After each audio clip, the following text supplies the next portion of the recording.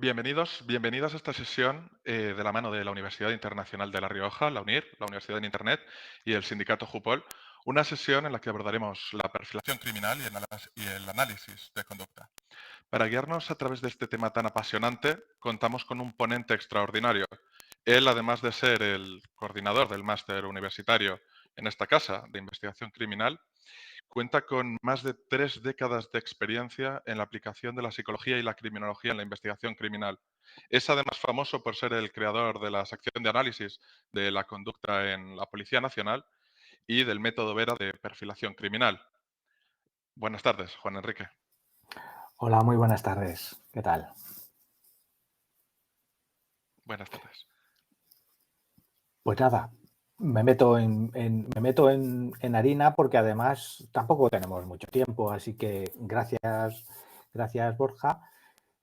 Primero, gracias a la UNIR siempre por dar esta oportunidad y en mi caso lo que voy a intentar es eh, mostrar eh, qué es realmente la perfilación criminal y qué es eso que llamamos análisis de conducta.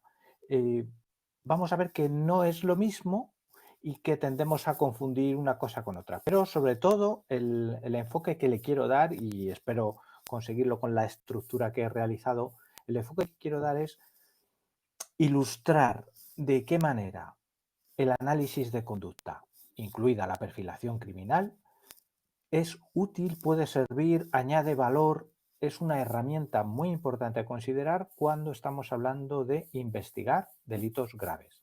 Así que mi intención no es profundizar porque no lo vamos a lograr, no tenemos tiempo suficiente, es una materia mucho más compleja de lo que pudiéramos pensar, pero sí suficiente tiempo para mostraros la enorme cantidad de posibilidades que tiene. Así que había preparado una brevísima biografía, pero directamente me la paso. Ya ha dicho Borja casi lo más importante, son casi 30 años dedicado a la aplicación de la psicología a la investigación de delitos graves y todo siempre desde un ámbito muy práctico. He tenido la fortuna de, como Policía Nacional, dedicarme a investigar homicidios, agresiones sexuales, atracos, es decir, delincuencia grave, y de aprovechando todo ese bagaje de psicología que ya tenía, pues en esa aplicación pues han ido surgiendo conceptos, han ido surgiendo técnicas, algunas de las cuales pues vamos a ver aquí. Voy a empezar primero por la definición, por una definición, podemos encontrar otra, esto es como tantas cosas en ciencia, ¿no? Depende del autor, pues nos vamos a encontrar una. Yo os propongo esta, que como decía hace un momento, proviene de la práctica. ¿Qué es lo que entiendo yo por perfilación criminal? Pues es una descripción de las características psicológicas y de comportamiento más relevantes de un delincuente desconocido, esa es la cuestión importante, que le clasifican de una manera particular distinguiéndole del resto de la población. De tal manera que cuanto más restringida sea esa categoría, menos difícil tiene el investigador para llegar a su identificación. Es decir, elaboramos un listado de características de un sujeto desconocido para categorizarle de la manera más singular posible. Eso es lo que toda la vida hemos entendido por perfilación criminal. Para mí la perfilación criminal es solo una parte y no necesariamente la más grande, como espero poder mostraros después. No es necesariamente la más grande porque lo que yo creo que realmente hacemos los que nos dedicamos a esto es análisis de conducta. Y una de las técnicas concretas dentro del análisis de conducta es la perfilación criminal. Por lo tanto, lo que lo englobaría todo es a lo que yo llamo análisis de conducta. ¿Qué es para mí el análisis de conducta? Bueno, pues ahí os ofrezco una definición. Es una interpretación del comportamiento observado en las personas que intervienen en un hecho delictivo. Lo leo del tirón y luego me detengo en algunas cuestiones. al objeto de inferir los procesos psicológicos que determinaron ese comportamiento y a partir de ellos elaborar hipótesis que expliquen lo que ha pasado, lo que han hecho, lo que ha ocurrido. Es decir, interpretamos conductas. Bien, es verdad que los hechos ya se han cometido, forman parte del pasado. Yo pongo ahí del comportamiento observado. La inmensa mayoría de las ocasiones, salvo que lo hayamos grabado en vídeo o que lo estemos presenciando en vivo, no, ese comportamiento ya no está accesible, forma parte del pasado. Tenemos que inferirlo a partir de unos indicios que nos encontramos en el hecho delictivo. Pero la cuestión está en que analizando esos indicios, esos comportamientos, tratamos de inferir qué procesos cognitivos llevó a cabo esa persona, es decir, qué decisiones tomó, cómo procesaba la información, cuál era su atención, etcétera, etcétera, porque en la medida en que inferimos esos procesos cognitivos, estamos en condiciones de poder lanzar una hipótesis de por qué ha hecho lo que ha hecho, qué tipo de persona haría ese tipo de cosas, etcétera. Bueno, como todo esto lo voy a ilustrar, porque esa es la idea, con todo un recorrido cronológico absolutamente práctico, pues creo que se va a captar y a entender mucho mejor. Sí que desde que me empecé a dedicar a esto, yo tenía claro dos aspectos. Primero, que estas técnicas en general tenían que ser útiles. Obviamente, si no sirven, no tiene ningún sentido, pero necesariamente tenían que ir acompañadas de otro requisito, y es que tenían que ser rigurosas con el método científico. No vale la intuición, eso viene bien, pero no sirve para justificar. No vale tener un sexto sentido ni nada por el estilo. Necesitamos rigor. ¿Por qué? Porque por mucho que lancemos buenas hipótesis, tenemos que defenderlas, tenemos que asegurar a otros, a terceros, que además van a ser muy inquisitivos con nuestras hipótesis, tenemos que convencerles de que el proceso lógico que hemos llevado hasta esas hipótesis es el correcto y que se puede replicar por otros expertos. Es decir, si queremos que nuestras hipótesis lleguen a ayudar a que una investigación acabe en una condena, solo lo podemos hacer si nuestra metodología es tan rigurosa que pasa todos los controles. Y ya me meto en cuestión. Análisis de conducta, perfilación criminal. Lo he estructurado de la siguiente manera.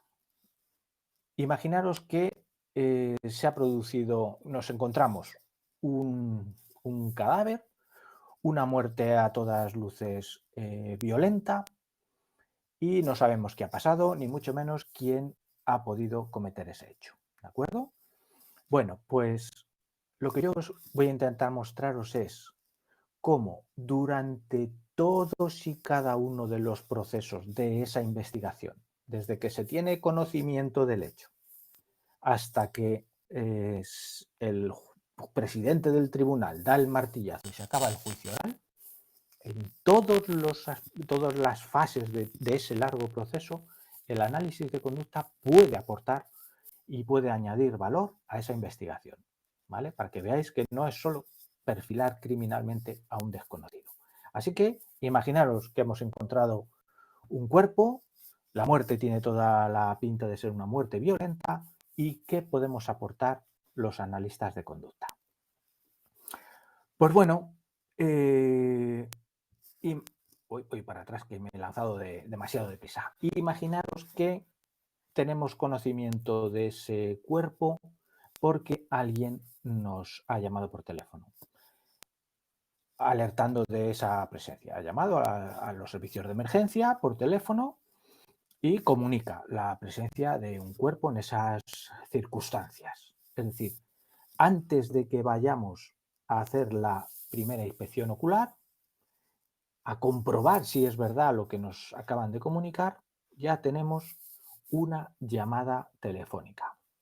¿De acuerdo? De tal manera que, ¿qué podemos hacer con la llamada telefónica? Todavía no hemos llegado casi al lugar de los hechos y el analista de conducta ya puede actuar. ¿Cómo? analizando esa llamada telefónica. Están grabadas, cuando se llama a los servicios de emergencia, esas llamadas se graban, pueden ser muy cortas, normalmente son 1,5 minutos, 2 minutos, 3, depende un poco del hecho, pero suelen ser cortas. ¿Qué es lo que podemos hacer? Pues fijaros, la experiencia nos va diciendo que cuando la persona que llama a los servicios de emergencia está implicada directamente en el hecho, ese hecho sobre el que está alertando, su llamada suele, y fijaros que hablo siempre en términos hipotéticos, suele ser distinta de la llamada que realiza un testigo honesto que se ha encontrado la situación. ¿Por qué? Porque cuando el que llama es el que obtiene una implicación directa en el hecho, sabe que se está exponiendo cuando llama a los servicios de emergencia. Sin embargo, llama porque cree que es lo mejor para su objetivo, ¿no? El caso es que antes de llamar, piensa qué va a decir. Y ese pensar previamente hace que su llamada tenga ciertas diferencias que podemos estructurar, valorar y lanzar una hipótesis. Por ejemplo, cómo hace la llamada, sobre qué va la llamada y sobre quién va la llamada. Un ejemplo muy rápido. Si el que llama es un testigo, su preocupación ¿cuál es? Que vengan rápidamente a atender a esa persona. Y esa preocupación por esa persona se refleja en lo que dice y en cómo lo dice. En cambio, cuando el que ha llamado es el autor, su preocupación no es máxima sobre esa persona, es sobre él mismo. Incluso lo pregunta, oiga, ¿qué tengo que hacer? Cosas así, ¿no? Su lenguaje suele ser diferente, sobre las acciones que tiene que realizar son diferentes, etcétera, etcétera. Eso se puede articular en una tabla en la que en un lado tenemos unos ítems relacionados con la honestidad y en otra con la deshonestidad. ¿Cuál es la ventaja de esto? La ventaja es que si en un momento dado, después de este análisis que se hace bastante rápido, en un par de horas puede estar hecho, implica que nos salen algunas señales que indican que aquello pues no es del todo honesto de lo que cabría esperar, ya le estaríamos diciendo al investigador que su primer sospechoso es la persona que ha llamado. Cuando uno tiene experiencia en investigación criminal, el hecho de tener un sospechoso desde el primer momento es una ventaja enorme, muy grande. Pero bueno, puede darse el caso de que después de hacer el análisis no encontremos ningún indicador de sospecha, pues simplemente de esa técnica pues pasaríamos a la siguiente. Yo las llamo actuaciones psicológicas o operativas. ¿En qué consiste? Significa que el analista de conducta se desplaza con los investigadores a los lugares donde el hecho ha ocurrido. Va a ir el de policía judicial, que va a aplicar sus técnicas y sus conocimientos desde su punto de vista. Va a ir el de policía científica, que va a aplicar sus técnicas y conocimientos según sus objetivos. Y va a ir el analista, que con su propia forma de mirar va a tratar de detectar esas conductas, esos indicios que le permiten desde el inicio intentar comprender qué ha pasado. Y vamos todos juntos y nos planteamos preguntas juntos y unos van informando a los otros, hemos encontrado esto, aquí esta persona está identificada de esta manera, etcétera. Se comparte la información que hasta ese momento y vamos generando preguntas los analistas, preguntas sobre conductas. Esto rápidamente, me viene a mente un caso, voy a intentar escribirlo rápidamente para no consumir mucho. Una mujer aparece muerta en un banco de un parque, aparece vestida con un anorak, unos pantalones vaqueros y la capucha puesta y está dispuesta sobre el banco del parque como si estuviera dormida. A pocos metros hay otro banco donde encontramos mucha sangre. Luego comprobamos que toda esa sangre pertenece a ese cuerpo. ¿De acuerdo? Bueno, pues el analista Vamos allí, analizamos cómo están las circunstancias, cómo está vestida esa persona y llegamos a la conclusión de que quien ha vestido a esa persona es el agresor. ¿Vale? No voy a entrar en muchos detalles, me creéis. ¿Qué implicaba en ese caso? Implicaba que el agresor había movido el cuerpo de un banco a otro intentando ganar tiempo para escaparse, para tener más tiempo para huir. Es decir, nos centramos en las conductas. En primer lugar, vestirse, en la segunda, desplazar el cuerpo. Cada vez que detectábamos una de esas conductas, nos sugería una explicación y esa explicación ayudaba a los investigadores, etcétera, ¿no? Actuaciones psicológicas operativas. Veremos más de estas. Yo os he puesto la primera, que es inspección ocular.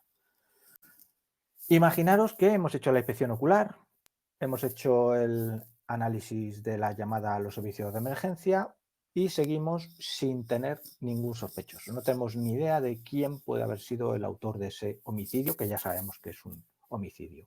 Ahora sí, ahora es cuando entra de lleno la perfilación criminal tal como la conocemos. Es decir, necesitamos elaborar un perfil que singularice lo máximo posible a ese desconocido que ha cometido el hecho. Cuanto más singular sea nuestro perfil, cuantos más ítems, cuantos más datos tenga, más caracterizado está y menos difícil, más fácil le va a resultar a los investigadores lograr su identificación. Aquí en Policía Nacional, en España, se utiliza sistemáticamente para hacer perfilación de agresores desconocidos, lo que llamamos método VERA. Como muchos sabéis, VERA es un acrónimo de víctima, escena, reconstrucción y autor. Y se compone de 3 fases acompañadas de una última, ¿no? Primero la recogida de datos, que se realiza de una forma que todos los datos quedan plenamente identificados con un código. Desde esos datos hacemos unas inferencias, nos preguntamos qué significan estos datos, a dónde nos pueden llevar. Esas inferencias también van codificadas y una cosa muy importante, tienen que indicar cada una de esas inferencias los datos de los que proviene. De tal manera que cuando nosotros lancemos cualquier afirmación al investigador sobre su caso, él no, cuando nos pregunte, bueno, ¿y eso de dónde lo sacáis? Simplemente señalamos los códigos de los datos de los que esa inferencia proviene. En cualquier caso, no nos lo preguntan porque esas tablas de datos se las entregamos al investigador. Esas inferencias que vienen a ser como unas conclusiones parciales, al final se convierten en una hipótesis. Voy a poner un ejemplo rapidísimo. Datos de víctima. Tenemos 3 víctimas, una que han sido agredidas sexualmente. Una víctima tiene 10 años, otra tiene 9 y otra vez 10 años. Esos son los datos objetivos, 10, 9, 10. ¿Qué podemos inferir a partir de ese dato, de esa edad y teniendo en cuenta que han sido agredidas sexualmente?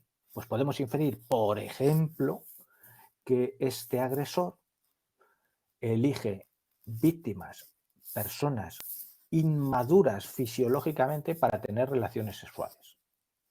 ¿Cuál es la conclusión que sacamos de ahí? Pues que esta persona es un pederasta o un pedófilo, como lo queráis llamar. Es un ejemplo muy simple, muy traído al caso, pero esa es la dinámica. Y, muy importante, entregamos todo el proceso que hemos seguido, con todas las tablas, con toda la información, datos, inferencias, hipótesis, todo eso se lo entregamos al investigador para que él resuelva sus dudas, sus cuestiones y una cosa fundamental es que ese informe no solo lleva la hipótesis y todo el proceso que hay antes, previamente, sino que se le entregan lo que llamamos sugerencias operativas. Seguro que recordáis muchas veces, seguro que habéis visto muchas veces Mentes Criminales, ¿no? La serie que ha tenido tantas temporadas, ¿no? Siempre, sistemáticamente, a mitad del episodio se reunían los analistas y daban su perfil y solían decir algo así como buscamos a un varón y todos los policías se anotaban, un varón. de entre 25 y 40 años, 25 y 40 años, que está muy enfadado con su jefe, muy enfadado con su jefe, y que además sufría maltrato de niño, y ya está, y se acababa el perfil. Y yo veía que los policías salían de la sala, se iban todos, guardaban sus libretas y se iban de la sala. Y yo siempre me preguntaba lo mismo. Me preguntaba, con esa información, ¿a dónde van? Es decir, el perfil por sí solo no es suficiente como para saber qué hay que hacer. Debe ir acompañado de una serie de sugerencias, como por ejemplo, en este caso que he puesto tan tonto de la serie, pues podrían decir, buscamos a un varón de esta edad, enfadado con su jefe, y tenéis, os sugerimos que vayáis a buscarlo a este lugar y a ser posible a esta hora. Eso es lo que el investigador necesita. El investigador no nos llama a los analistas para que le resolvamos el caso, nos llama para que le digamos qué puede hacer. Y por lo tanto, lo que nosotros tenemos que ofrecerle son acciones, sugerencias de investigación, caminos que él pueda seguir para hacer avanzar su investigación. ¿De acuerdo? Vale. Imaginaros que hemos hecho el perfil, unido a todo lo que ya han hecho los investigadores, más lo que han conseguido de policía científica, y empieza a haber indicios, y el perfil además ayuda a que aparezca un sospechoso. Un sospechoso con nombre y apellidos. Ya tenemos a alguien. ¿Qué puede hacer el analista de conducta? Pues hace lo que llamamos, o puede hacer, un contraperfil. Significa el contraperfil que ya tenemos un hecho, sabemos qué características tiene ese hecho, tenemos a una persona, analizaríamos a esa persona para ver si una persona así es capaz de haber cometido un hecho como este. Hay veces que sale que no, ¿de acuerdo? No es incompatible. De hecho, automáticamente me vienen varios casos a la mente en los que los investigadores tienen un sospechoso y nosotros hacemos el análisis y decimos, no, es incompatible las características de esta persona con cómo se ha realizado este hecho delictivo. Eso puede ocurrir. Pero, como tenemos que seguir este proceso de investigación, hacemos nuestro perfil y de repente les decimos a los investigadores, encaja. Esta persona tiene tales características que podrían haber producido, generado, actuado, realizado ese hecho delictivo.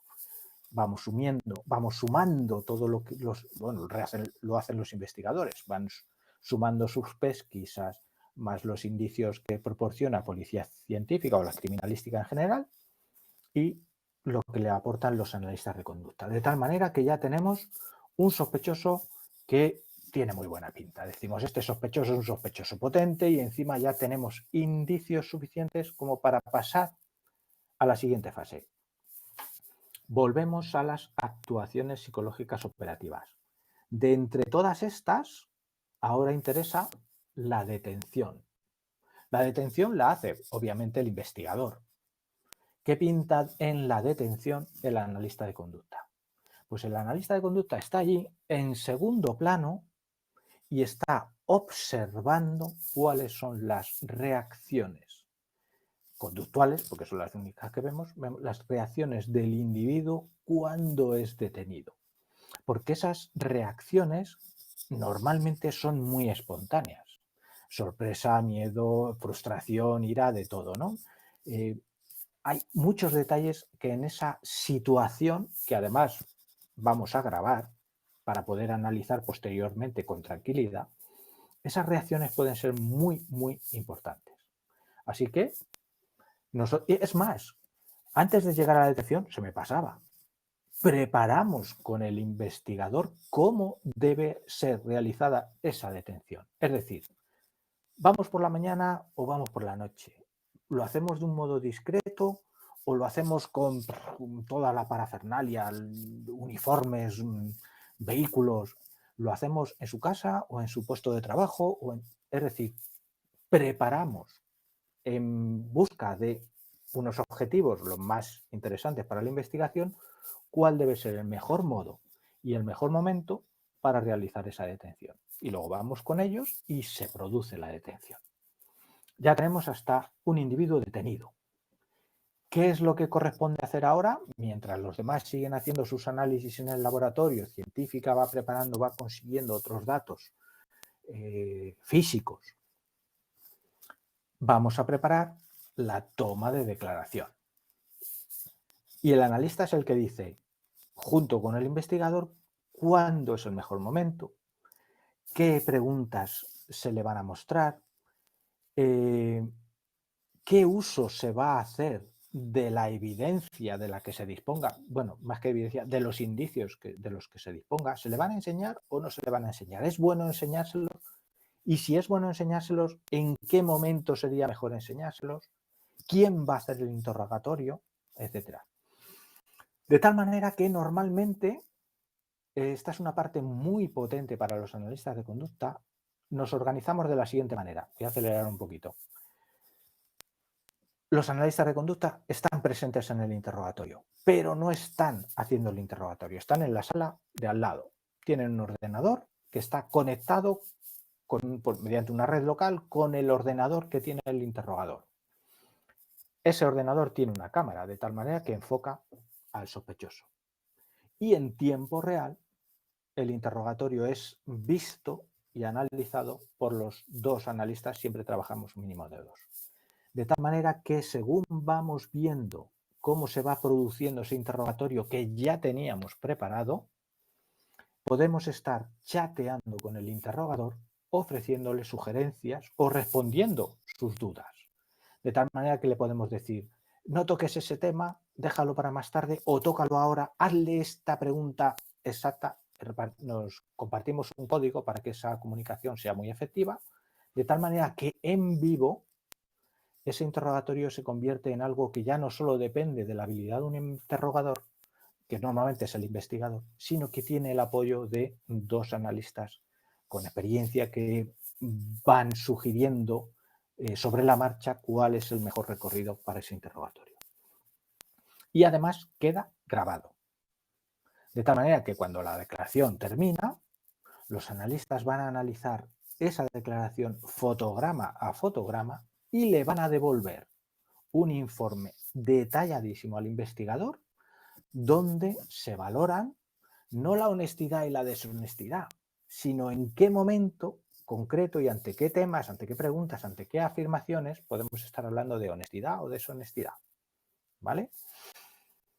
De tal manera que ya, esto es lo que os decía del interrogatorio, le han tomado declaración, le devolvemos ese producto del análisis y ¿qué ocurre? Aquí tenéis unos ejemplos, ¿no? de imágenes, cómo podemos llegar a ser absolutamente minuciosos, el analista de conducta, de tal manera que ya tenemos todo. Científica ha hecho su trabajo, judicial ha hecho su trabajo, los analistas ya hemos hecho nuestro trabajo, ya hemos hecho la inspección ocular, todas las inspecciones oculares que se haya tenido que realizar, todo lo relativo con la declaración y ya lo ponemos a disposición de la autoridad judicial. Si los casos son muy graves, son muy complejos, es muy fácil que la autoridad judicial quiera hacer una reconstrucción en el lugar de los hechos. Pues ahí tenemos otra actuación psicológica o operativa. Es decir, toda la comisión judicial, el propio investigado, con su abogado, con estar ahí el fiscal, etcétera, etcétera, toda la comisión judicial, los policías y el analista de conducta estarán allí y reproducirán cómo se ha cometido ese hecho delictivo, siempre por supuesto con la participación del investigado. Y ahí está el analista de conducta que enfoca su atención en lo que hace este individuo, de tal manera que puede, si además se graba, que se grabará, podrá después hacer otro informe en el que, lo mismo que cuando el interrogatorio, dónde y cuándo hay más signos de honestidad o deshonestidad, etc. De tal manera que constantemente vamos valorando los comportamientos. Se me pasaba una APO, la entrada y registro. Hay que hacer una entrada y registro en la escena, en el lugar de los hechos. Vamos todos para allá, incluido el investigado, con su abogado y todo con las debidas precauciones legales. El analista también está allí. El analista de conducta está observando al individuo y está tratando de detectar cuáles son sus reacciones en la medida en que los demás compañeros están haciendo el registro. ¿Por qué? Porque si se está haciendo el registro en un determinado lugar y el investigado cada vez está más tranquilo, es fácil suponer que no están buscando en el lugar adecuado. Pero si se realiza el registro en un determinado lugar y vamos viendo cómo el investigado se va poniendo cada vez más nervioso, eso puede indicar que están buscando en el lugar adecuado y que si es difícil hay que insistir, ¿vale? Es algo así como el juego de frío, frío, caliente, caliente, solo que de una manera muy ordenada, meticulosa, exhaustiva, ¿de acuerdo? De tal manera que, fijaros, todo el proceso desde que se llamó por teléfono alertando de la presencia del cuerpo hasta que se lo entregamos a la autoridad judicial, el analista de conducta ha podido aportar su ciencia, su técnica y sus experiencias. Hay otros casos que se salen un poco de esta dinámica cronológica en los que la aportación del analista de conducta no solo es importante, sino que encima ya se ha demostrado que incluso puede servir para darle la vuelta por completo a un caso que parecía ir en una dirección y resultó ser la dirección contraria. Por ejemplo, cuando tenemos dudas sobre la etiología de la muerte. Si estamos en el ámbito criminal, tenemos dudas normalmente sobre si esa muerte ha sido suicida o ha sido homicida. Pues nos hemos encontrado de todo. Nos hemos encontrado homicidios, hechos que han sido investigados como homicidios y resultaron ser un suicidio. Y nos hemos encontrado con hechos que son aparentemente suicidios y resulta que son homicidios. La parte de indicio físico, por supuesto, es criminalística y judicial tiene que hacer sus pesquisas. ¿Qué es lo que valora el analista de conducta? Lo que valora es si, a través de qué heridas se han infligido en el cuerpo, cuál era el estado mental de la víctima antes de esos hechos, cuál era su historial médico. Con el historial nos vamos todo lo lejos que podamos. Y teniendo en cuenta las circunstancias concretas del hecho, como ha sido, si ha sido por disparo, si ha sido de otro modo, la víctima, quién era, de dónde venía, qué pasaba, etcétera, etcétera, llegamos a una conclusión que puede ser algo así como el análisis de todos los datos realizados nos indica o nos permite lanzar una hipótesis que es algo así como compatible con la ideación suicida o incompatible con la ideación suicida. ¿De acuerdo? Es decir, hay determinados casos en los que esta técnica, añadida a todo lo demás, es muy interesante. Por lo tanto, fijaros, hemos hecho el análisis de la llamada. Hemos participado con el investigador en la inspección ocular, en la detención, en las entradas y registro, en el interrogatorio, en las reconstrucciones. Hemos hecho un perfil del agresor cuando era alguien desconocido. Hemos hecho un contraperfil cuando ya teníamos a un sospechoso. Y todo esto lo vamos a reflejar por escrito. Cada cosa, cada técnica, su informe o sus informes, porque si la investigación es muy compleja, es muy posible que haya que hacer varios informes. A veces esos informes son sumatorios, es decir, vamos sabiendo más cosas que apoyan lo que ya habíamos dicho, y hay otras veces que ese informe destruye todo lo que habíamos hecho antes. ¿Por qué? Porque aparecen nuevos datos que nos llevan a otra hipótesis. Se puede dar. Pero siempre hay informes. Informes que están diseñados, elaborados de tal modo que pasan por periciales. Recordad que os estaba diciendo todo el rato que somos al menos 2 analistas y esos 2 analistas firman los informes. De tal manera que ese rigor del que yo os hablaba no pasa filtro más potente que la defensa ante un tribunal. Como os podéis imaginar, los informes, si todos los informes en general son escrutados minuciosamente, Los de análisis de conducta, por ser una actividad que conlleva esta imagen tan, si me permitís, cinematográfica, generan mucho interés. De tal manera que el escrutinio, el preguntar constantemente de dónde salen cada una de las afirmaciones que hacemos, obligan a que no puedes haber cometido ni un solo error, ni uno solo metodológico. Porque un solo error metodológico destruye el resto del trabajo. Así que la utilidad es requisito esencial, si no, ¿para qué hacemos esto? Pero esa utilidad, si no va acompañada de una rigurosidad en la metodología, no va a conseguir su objetivo. Así que ante ese tribunal defendemos nuestro trabajo. El análisis realmente acaba, no cuando nos dicen, oye, analiza esta llamada. No, el análisis acaba cuando dice el presidente del tribunal, puede usted retirarse del estrado. Hasta ese momento estamos trabajando y ese momento es el que culmina todo el proceso que, como veis, es el que permite que esto del análisis de conducta, que incluye la perfilación criminal, tenga unas posibilidades enormes, porque cada una de estas pequeñas actividades, a su vez, permite el empleo de diversas técnicas, diferentes enfoques, todos ellos basados fundamentalmente en la psicología, cada vez con el apoyo de tecnología más sofisticada, pero siempre la conclusión, la hipótesis, la elabora el analista.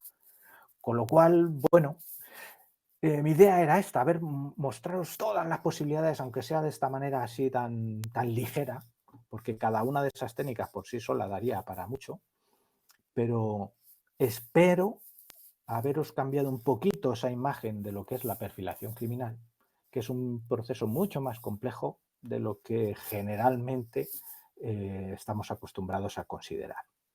Así que ahora he intentado dejar unos minutos para vuestras preguntas. Adelante. Bueno, Juan Enrique, pues realmente hemos recibido más de 200 preguntas, así que para aquellos cuya pregunta no podamos reflejar, pues disculparnos por la limitación temporal. Si hay una en cuanto a las salidas profesionales y el trabajo del día a día, que hay una que resume varias, vaya, que nos consultan en cuanto al trabajo del analista o de estos dos analistas que nos mencionabas, consultan si puede haber un trabajo desde el sector privado o siempre va a depender de las fuerzas y cuerpos de seguridad del Estado. Y ponen el ejemplo, por ejemplo, de DACRIM. Uh-huh. Bueno, pues fijaros, a nivel de fuerzas y cuerpos de seguridad, me consta fehacientemente que tanto en la sección de la Guardia Civil como en la de Policía Nacional hay criminólogos ya. O sea, no son solo psicólogos, que hay criminólogos. La ventaja que tiene hacer esta actividad dentro de una fuerzas y cuerpos de seguridad es que tienes un acceso directo a toda la información del caso, con lo cual la ventaja es obvia. No obstante, a nivel privado ya se están haciendo cosas muy interesantes en este sentido, solo que ya no son casos, por decirlo coloquialmente, calientes que acaban de ocurrir que estén investigando las policías, sino casos que están atascados o que alguna de las partes implicadas, fundamentalmente la familia de la víctima, solicita expertos para que con toda la información que ya figura en el sumario puedan hacer este tipo de trabajos. Con lo cual, las posibilidades existen también. Varía un poco esa circunstancia, que en el primer caso tienes la información en vivo en la propia investigación y en el otro es la información que figura en sumario porque ya ha pasado algún tiempo. Pero el trabajo sería exactamente el mismo. Nos consultan también por algo que está ahora muy en boga, como es la inteligencia artificial, el futuro de la perfilación criminal y la aplicación, incluso en el método Vera de la IA, si ves que hay alguna aplicación posible con estas nuevas tecnologías.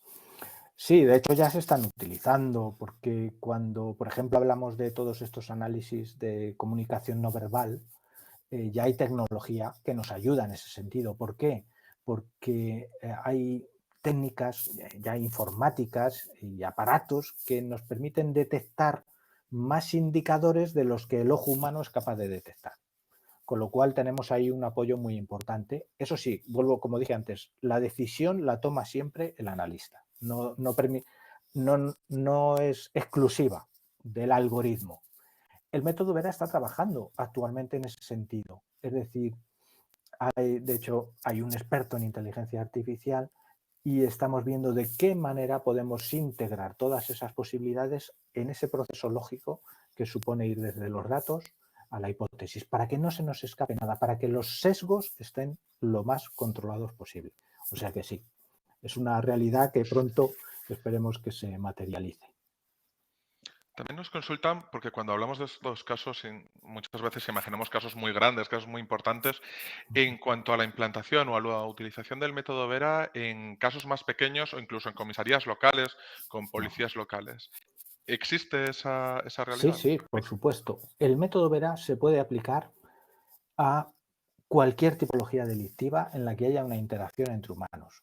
Da igual si es un episodio muy grave, un triple homicidio, o es un hurto, o es una sucesión de hurtos, o son robos en domicilio, estafas, incluso a nivel cibernético. ¿Por qué? Porque todos son conductas y esas conductas se pueden analizar.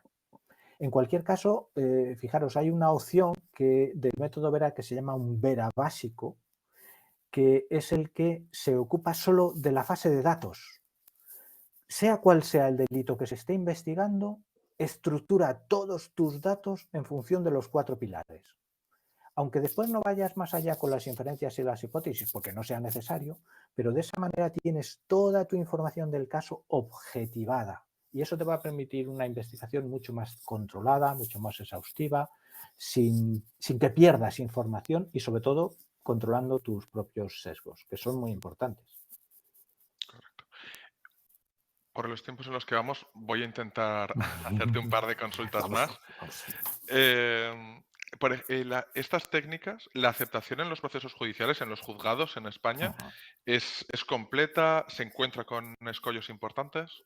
No, no solo es muy aceptada por lo que decíamos anteriormente, es porque está todo muy bien justificado. Decía, no solo está muy bien aceptada, sino que ya son los propios jueces, los propios tribunales, los que solicitan estas periciales directamente. O sea, ya no es una cuestión de que le llega por el atestado policial, es que ya directamente el juez de instrucción solicita que los analistas de conducta elaboren un informe sobre el análisis, o sea, sobre el interrogatorio, o incluso hemos hecho interrogatorios en sede judicial en el que hace el interrogatorio es el juez o la jueza y el analista está allí asesorándole, haciéndole sugerencias. O sea, la aceptación es absoluta. Cuanto más lo conocen, más les gusta. Cerramos con una última pregunta que yo creo que te habrán repetido infinitamente en las clases del máster en investigación criminal, pero me parece maravillosa por lo general que es.